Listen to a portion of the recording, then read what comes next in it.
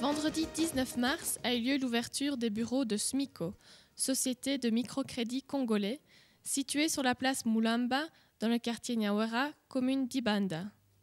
L'activité de microcrédit consiste à attribuer des prêts de faible montant à des entrepreneurs ou des artisans qui ne peuvent accéder aux prêts bancaires classiques. Les microcrédits permettent ainsi de concrétiser des microprojets, favorisant l'activité et la création de richesses au niveau local. Nous voulons être une référence en matière de microcrédit. Et donc, la philosophie qu'on a, c'est vraiment la rigueur. On veut calquer une organisation d'une banque commerciale, mais la mettre au service de la population qui n'a pas toujours, ou des entrepreneurs qui n'ont pas toujours accès à ces banques commerciales. Et donc, on veut vraiment mettre la qualité de la banque commerciale au service des gens qui n'ont pas toujours les possibilités de s'y rendre. Alors, pour l'épargne, ce qu'on peut assurer, ce qu'on peut garantir, c'est la sécurité et le rendement. Je crois que c'est important au jour, je crois que c'est ce que les gens recherchent. Quand on vient confier son argent à quelqu'un, on espère le retrouver quelques mois plus tard et un peu amélioré, c'est ce que nous voulons apporter.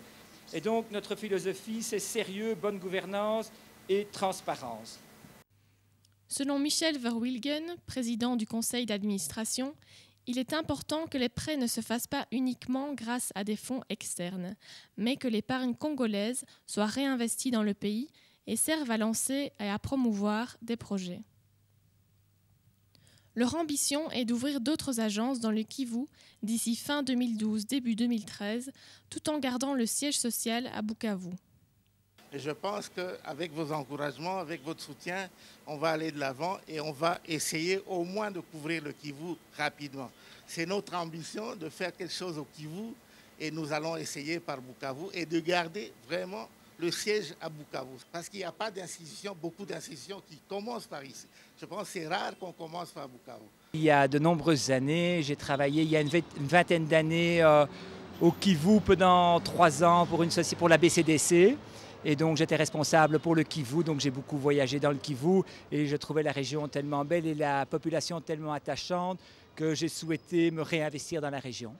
Donc on veut travailler, donc, comme je l'ai déjà indiqué, sur la population et sur les entrepreneurs qui n'ont pas accès aux banques commerciales. Et donc ce sont les commerçants, ce sont les petits artisans, mais même éventuellement des personnels salariés pour des besoins familiaux. Ce n'est pas la priorité première, mais enfin je pense que comme on souhaite donner un coup de main à un maximum de monde, dans la mesure de nos moyens, on peut viser ça aussi. Mais donc c'est les commerçants, les artisans, et si nous trouvons un financement un peu plus long terme, tout ce qui est agricole, qui est un secteur qui me tient à cœur également, parce que ça occupe, je pense, dans la région plus de 80% de la population sur l'ensemble du Kivu, le monde agricole.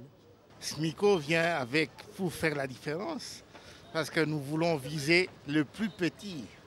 Nous pourrons donner des microcrédits aux plus petits, donc, qui n'ont presque pas de capital, presque pas de garantie, et essayer de promouvoir cette classe des opérateurs économiques, parce qu'ils en sont, mais qui n'ont pas de grand capital, qui n'ont pas de grande garantie. Et SMICO pense à ces gens-là et SMICO va octroyer des petits crédits à cette catégorie d'opérateurs économiques. Donc cette nouvelle institution, est-ce qu'elle vous inspire confiance? Oui, elle nous inspire confiance. Tout d'abord parce que nous voyons que ce sont des Belges. Nous pensons que quand quelqu'un doit quitter son pays pour venir investir, ce n'est pas de l'aventure qu'il est en train de faire. Et en plus de cela, il y a celui qui va être comme gérant ou président, donc administrateur, M. Tounassi. C'est quelqu'un qui a travaillé ici dans les banques et c'est un type bien, c'est quelqu'un vraiment qui nous inspire confiance. Là où il travaille, ça réussit toujours. Est-ce que vous n'avez pas quelques craintes à investir dans une partie du Congo qui est dite à haut risque? Oui, comme dans tout investissement, dans du capital à risque, il y a des risques, il y a des craintes, mais nous pensons que nous maîtrisons ce risque. Nous avons mis en place toute une série de procédures, de reporting et de contrôle pour le fonctionnement de l'entité. Il est clair que les craintes structurelles plus d'environnement sont là, mais elles existent déjà depuis tellement longtemps que... Bon, voilà, le monde continue à tourner, on est convaincu qu'il faut faire quelque chose dans cette région maintenant, et malgré ces risques, nous sommes là. SMICO, c'est une société, je dirais qu'il n'y en a pas beaucoup aussi en RDC, c'est une société par action. C'est une IMF de 3e catégorie qui est autorisée par l'État ou le gouvernement à collecter l'épargne des membres et à faire aussi le crédit.